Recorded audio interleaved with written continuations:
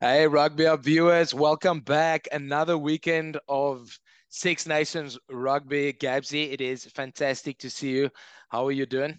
Oh, Goran, lovely to see you too. I'm super excited. I think it's probably the biggest weekend of rugby in the Six Nations because so much can happen this weekend. It's three huge games. And obviously, if Scotland could cause an upset towards the end of this weekend, we're all set for a grand finale next weekend. Um, yeah, 100%. I mean, the games this weekend, the games the weekend thereafter, but I reckon this weekend it's going to be the deciders.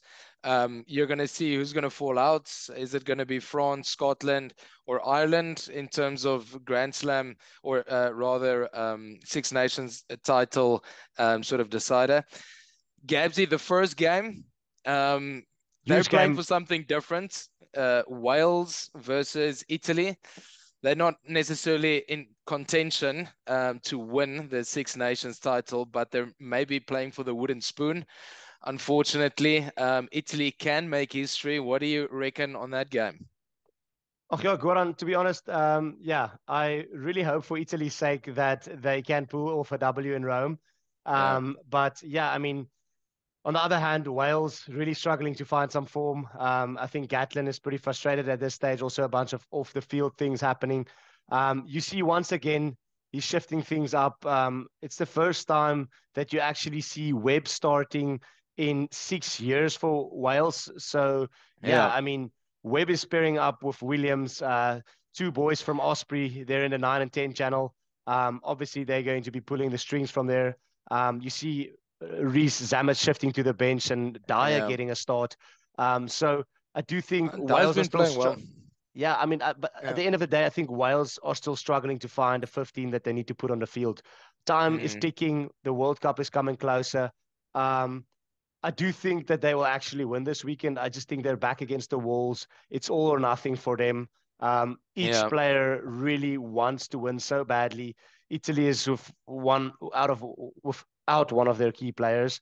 For me, I'm going to go with Wales this weekend. I mean, I don't know what you think is going to happen. Also, don't know really what's happening in the Italian camp, but I think you have some more insights on that. Um, Gabs, I think the most important one is Tommaso Allen coming in for Capuzzo. Now we know that Capuzzo broke the hearts of the Welsh last time around, and without him, he brings a lot of spark. He's got now an injury, so he's going to be out. Um, Tommaso Allen's playing his 70th test for Italy. I mean, he's becoming a very experienced campaigner. So I think he's going to do a very good job. But I'm more excited about the back row. I mean, they are tough as nails. You got Lamaro, who's a bit been compared to Parisi, and then Negri as well. So I think Warren Gatland will want to, target the Italian pack and just the old school way of playing against Italy. A lot of pressure and squeezing their opponent. We know that they can play like that under Warren Gatland. So I expect it to be a hell of a matchup for the forwards, definitely. But you go No, for Wales, 100%. Yeah.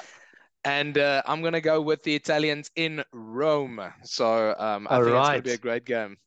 Excellent. Next, Well, huge game next. We've got obviously England playing France at Twickenham. That's a massive game. yeah. I mean, I don't know what is happening in the French camp. Well, I think the French team in general will be actually happy with their win against Scotland, but they're definitely not yet getting to their full potential. I think Yeah, from what we've seen the last Six Nations last year. But the most exciting thing to me, Gabs, is having Jonathan Dante back. I mean, he is talk about strength ball carries. Um, his speed is phenomenal. He's playing it with Galfiku. And yeah, it's going to be obviously, huge. Antoine Dupont, he hasn't yet played a bad game. He's been Yeah, performing week after week. So I don't know. What that's do you think? Do you definitely think huge. the English is gonna Well, pull I this mean, one off? I obviously, mean, when was the yeah, I last mean, time? yeah, the Tell us. last time that France has actually beaten England at Twickenham was in 2007. This weekend, obviously, huge team news. Marcus Smith straight back into that starting lineup. Yeah, He was released to his club. He played at Twickenham this weekend for Harlequins. He played a phenomenal game.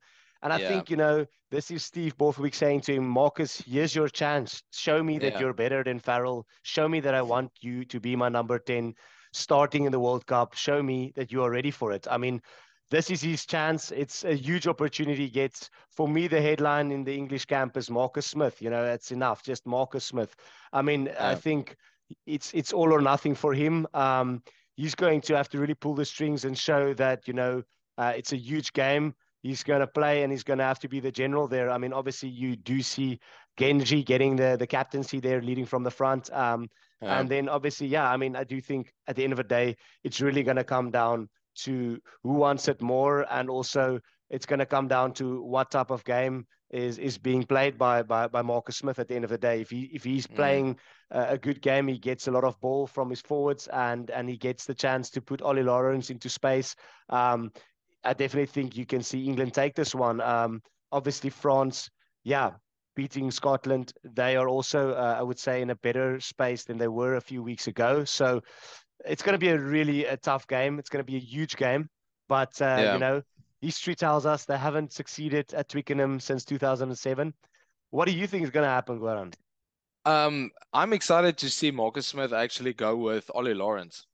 Yeah, So, because Owen Farrell wasn't necessarily a ball carry type of 12, right? no, And we know that doesn't Esterhuizen work. performs that those duties for Harlequins. So I'm excited. I think he's going to do very well there. So let's hope. Yeah, Let's see what Steve Borthwick has up his sleeve for this weekend yeah. against the French. Next game, Gabsy. Now this might be the Goran, wait, biggest wait, one. wait, wait, wait.